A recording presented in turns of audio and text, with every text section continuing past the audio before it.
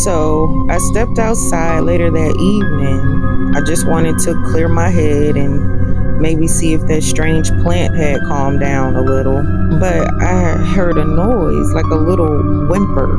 Well, right by the fence, I saw a rabbit laying in the grass, just twisted, like its body didn't know which way was up. And right beside it was a bright little piece of vegetable from that plant. Well, a few feet away, under the oak tree, there was a bird, wings bent at odd angles, head tucked too far, and again, a piece of that plant right next to it. Then, by the shed, a raccoon, moving slow, confused, like it couldn't figure out how to stand, and yup, another piece of that plant. I stood there in the middle of my yard, heart pounding, and it clicked.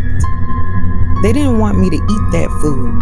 They wanted me to grow it. They knew I garden. They knew I don't trust that grocery store. They knew if I didn't put it in my body, I'd put it in my soil. And now everything that touches it is getting sick. I walked toward the back corner where I set the potted plant, and as I got closer, I heard something. Soft voices like giggles. I turned the corner and froze. The Harris kids, the bendy ones, were gathered around the plant, all of them, holding hands, moving in a slow circle around it. Not skipping or anything, just gliding like their feet are barely touching the ground. They were singing, but it wasn't Ring Around the Rosie, not the version anybody knows.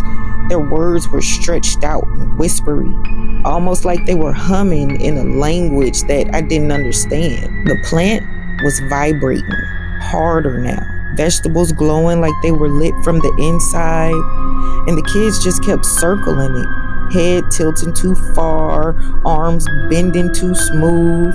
So I'm like, hey, what are y'all doing back here? They didn't stop. They didn't look at me, not at first. Then all at once, they froze mid-step like someone pressed pause, and slowly they turned their heads towards me. Just their heads. In perfect unison, they say, "It's growing." Not excited, not scared, just certain.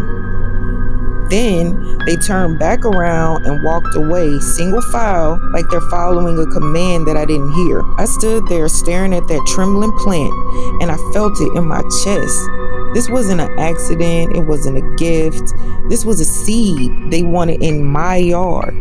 And whatever it's doing to the animals is doing exactly what they wanted.